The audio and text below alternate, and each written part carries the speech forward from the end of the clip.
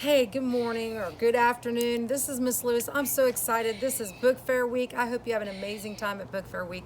But I also wanted to share some great literature with you. Today we're going to be talking about personification. If you can see the word person in there, personification is given a human characteristic to something non-human. In our story today, which is called The Day the Crayons Quit, by Drew Daywalt, the crayons are going to display personification.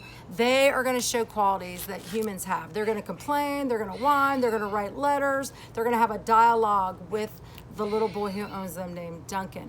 And at the end of the story, I want you to use this time as I'm reading you this great story. I want you to think about things in your life that you touch every day. Maybe a pencil, maybe a cup, maybe a refrigerator, maybe your gaming station, whatever. And I want you to think, if they had a human quality, what would they say back to you? I've had some really brilliant discussions with students about this concept, and I hope you have some really imaginative answers to that question. So the day the crayons quit. One day in class, Duncan went to take out his crayons and found a stack of letters with his name on them. To Duncan. Hey Duncan, it's me, Red Crayon. We need to talk. You make me work harder than any of your other crayons.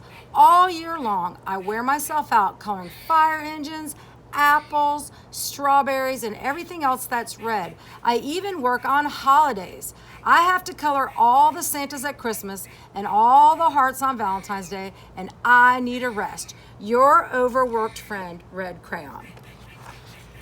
Dear Duncan, all right, listen. I love that I'm your favorite crayon for grape dragons and hats, but it makes me crazy that so much of my gorgeous colors go outside the lines. If you don't start coloring inside the lines soon, I'm gonna completely lose it. Your very neat friend, Purple Crayon. Are any of you guys like purple crayon? Raise your hand if you're like purple crayon and you like things just so. You like things very neat. Very good. Dear Duncan, I'm tired of being called light brown or dark tan because I am neither. I am beige and I am proud. I'm also tired of being second place to Mr. Brown Crayon. It's not fair that Brown gets all the bears, ponies, and puppies, while the only things I get are turkey dinners, if I'm lucky, and wheat. And let's be honest, when was the last time you saw a kid excited about coloring wheat? Your beige friend, Beige Crayon.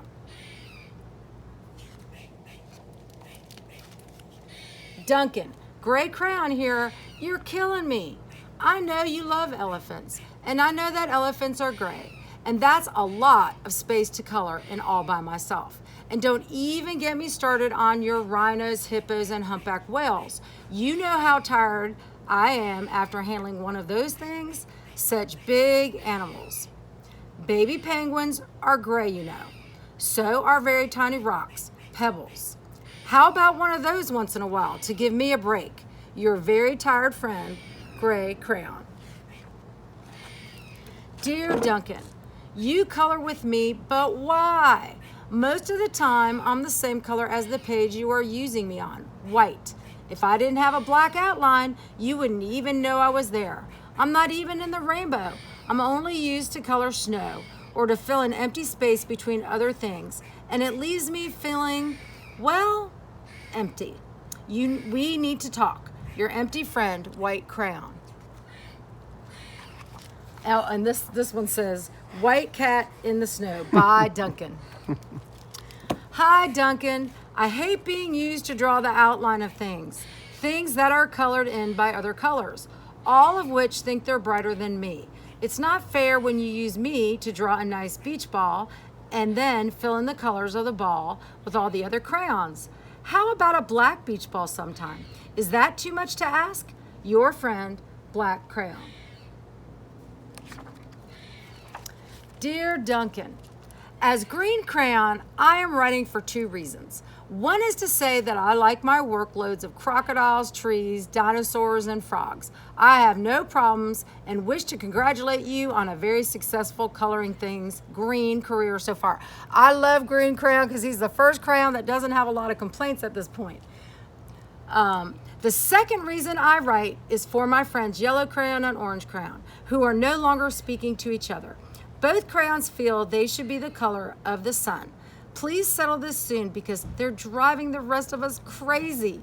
Your happy friend, Green Crayon. Now we're going to get to hear the side of Yellow Crayon, what he's thinking. Dear Duncan, Yellow Crayon here, I need you to tell Orange Crayon that I am the color of the sun. I would tell him, but we are no longer speaking, and I can prove I'm the color of the sun too.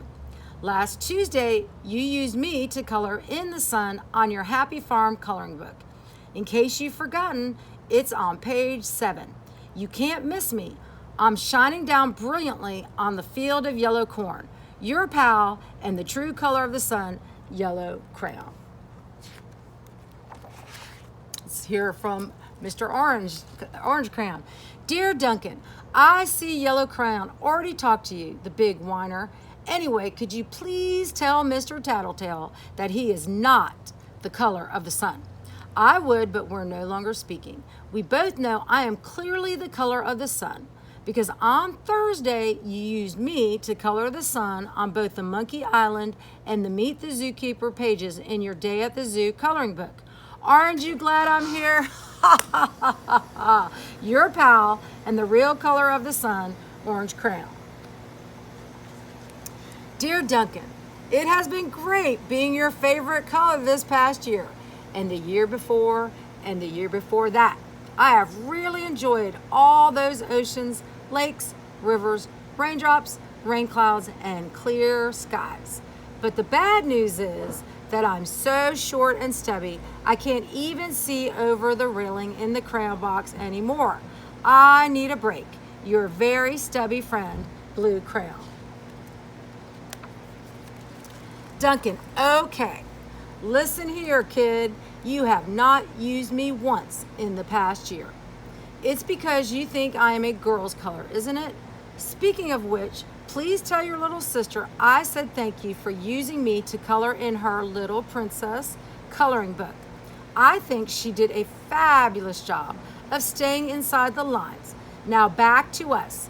Could you please use me sometime to color the occasional pink dinosaur or monster or cowboy? Goodness knows they could use a splash of color. Your unused friend, Pink Crayon.